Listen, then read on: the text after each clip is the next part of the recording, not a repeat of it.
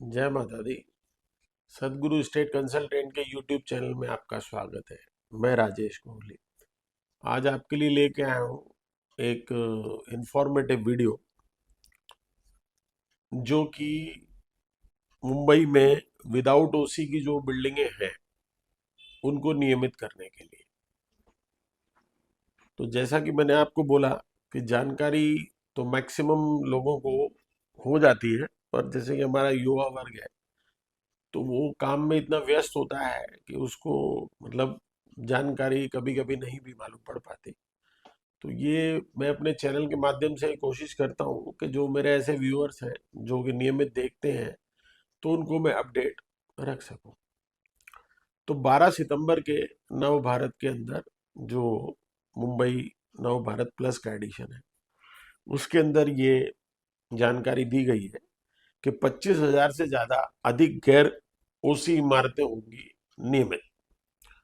लाखों लोगों को मिलेगी राहत, मंत्री शैलार की घोषणा। एक्चुअली क्या है कि ये एक सोसाइटी है ताड़देव में जिसका नाम है विलिंगडन सोसाइटी, और जो 34 मंजिल की है और उसकी 17 से 34 मंजिलों की ओसी न आने की वजह से उसको खाली करने के निर्देश दिए गए थे। तो ये मामला सुर्खियों में आया।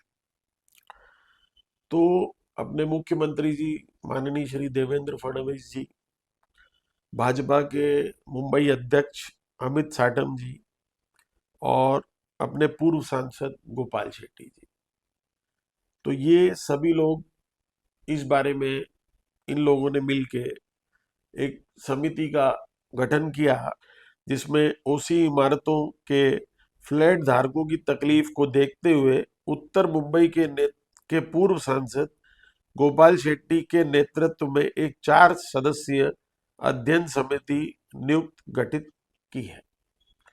तो कहने का मतलब ये है कि जो इस तरह की बिल्डिंगें जिनको कि अनाधिकृत समझा जा रहा था और जो कि अनाधिकृत नहीं है, क्योंकि आज से 20-25 साल पहले ओसी को इतना इम्पोर्टेंस नहीं देते थे और कई बार ऐसी अपनी लचीली कानून व्यवस्था या कुछ ऐसे बिल्डर भी हुआ करते थे जैसे कि वो नॉर्म्स को पूरा नहीं करते थे, गार्डन बनाना है, फायर एनओसी लाना है, जो भी है, मतलब कुछ ऐसी वो लचीली व्यवस्था थी कि उसके बिना भी चल जाता था काम। और ग्राहक को कभी भी वो चीज सोचने की जरूरत इसलिए नहीं पड़ती थी कि उसके ऊपर बैंक का लोन होता था, इलेक्ट्रिक मीटर और सारी चीजें उसमें उसी तरह से होती थी जो एक ओसी वाले को मिलती है। तो चूंकि क्या हुआ कि जब रेरा आया 2017 से तो उसके बाद में थोड़ा अवेयरनेस आ गई और लोगों ने पूछना शुरू किया कि भाई फ्लैट खरीदते समय कि आपके पास ओसी है कि नहीं है। तो वहां से ओसी की अवेयरनेस आई, बट जिनके बिल्डिंग में ओसी नहीं था उनको ये तकलीफ आना शुरू हो गई कि आपके पास ओसी नहीं है। तो मतलब जैसे कि हो गया ना भाई अनाधिकृत, जबकि ऐसा कुछ नहीं था कि वो अनाधिकृत है। और कुछ लोगों ने उसमें वो प्रॉपर्टियां वापस से 2017 के बाद भी खरीदी, जैसे कि उन्होंने बैंक को प्रॉपर्टी जाके दिखाई, बैंक वालों ने उसका लीगल एनालिसिस किया तो बिल्डिंग जो थी वो उसमें कोई दिक्कत नहीं थी और वो वैलिड थी, तो उनको उस पर लोन मिला।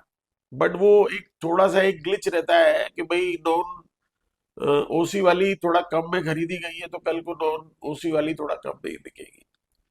तो मैं सिर्फ इतना ही ये माध्यम से आपको जानकारी देना चाहता हूँ कि 12 सितंबर का नव भारत प्लस जिसमें कि ये पूरी जानकारी आई है और जो मैंने सब माननीय मंत्रियों के पूर्व सांसदों के नाम लिए वो सब लोगों ने इसमें एक मिल के इनिशिएट लिया है और उन्होंने इसको बोला है कि 2 अक्टूबर तक इसको मतलब रिपोर्ट को जो है वो सबमिट करें।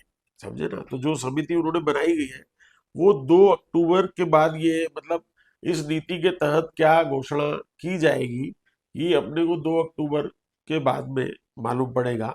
फिलहाल उसको उन्होंने लागू कर दिया है, इम्प्लीमेंटेशन हो गया है और सुप्रीम कोर्ट में भी कई मामले लंबित चल रहे हैं।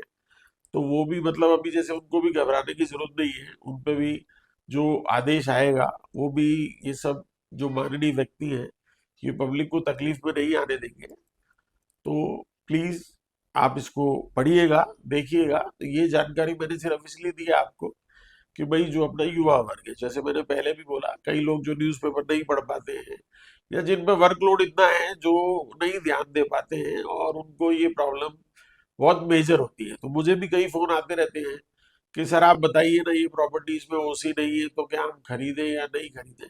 तो मैं उनकी परेशानी को समझता हूँ और फिर जो जो बातें मैं अभी आपको बताई वही सब मैं उनको बताता हूँ।